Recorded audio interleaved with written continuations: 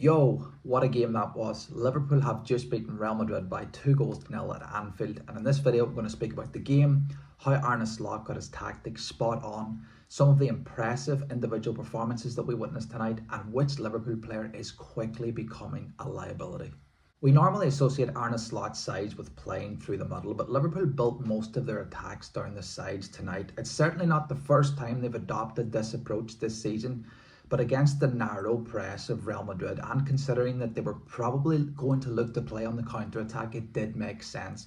If you're going to turn the ball over, turn it over in wide areas. Liverpool prefer to build attacks down the left-hand side of the pitch, with Luis Diaz dropping deep to provide Andy Robertson with a passing option, and with the three central midfield players in close proximity to provide passing options as well. This helps facilitate the progression of the ball with short, sharp passes. If Liverpool do end up losing possession, then they're set up perfectly to counter-press. They already have an overload of players all packed together, ready to pounce on the opposition if the ball is turned over.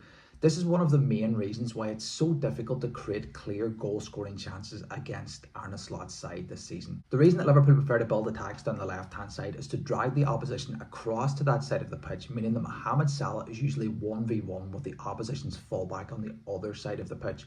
A quick switch of play and Liverpool's most lethal attacker has time on the ball to either drive at the fullback, slip Conor Bradley down the side, or play that in-swinging cross that he likes towards the back post, where Liverpool are so good at creating overloads, and this is all by design. When Liverpool do progress the ball through the middle, they have three midfielders that can take the ball so well in the half-turn and that have such a high level of spatial awareness. Ryan Gravenberch has had a transformational impact on this midfield and is quickly becoming one of our most important players. Again tonight, in and out of possession, he was fantastic. His decision making with the ball at his feet is sublime. When to go back, when to turn, when to drop the shoulder and drive forward. He can break lines with his ball carrying ability and with his passing, like we saw again tonight, and he did a very good job nullifying Jude Bellingham's influence in the game. It's really difficult to speak about individual performances after tonight's game because everyone was outstanding, but not to lean too much into the negatives. Andy Robertson, who did have a good game to be fair, is becoming a liability. Too many lapses in concentration at key moments. The penalty he gave away was soft, but it's really hard to give him the benefit of the doubt the way he's defended at times this season. He's been a brilliant servant to the club, but perhaps it's time to look for another player to play in that position.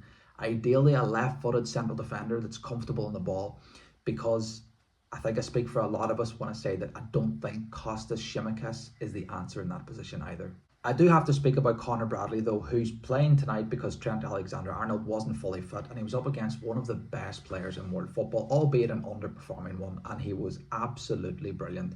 Defensively solid for 90 minutes and still got forward to great effect when he could.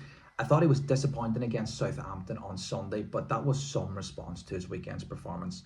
It was really disappointing to see him go off with what looked like a hamstring injury, but let's hope it was just a case of cramp. The other player that I want to highlight, and to reiterate, I could mention them all, is Caoimhin Kelleher.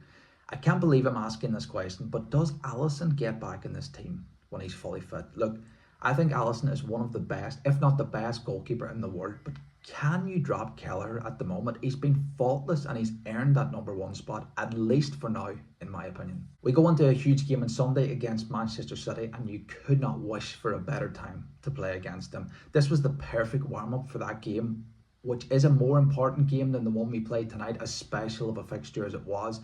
A repeat performance and result and we would be elected. That's all from me. Please let me know your thoughts in the comment section below, especially who was your man of the match tonight, because I think there were quite a few candidates.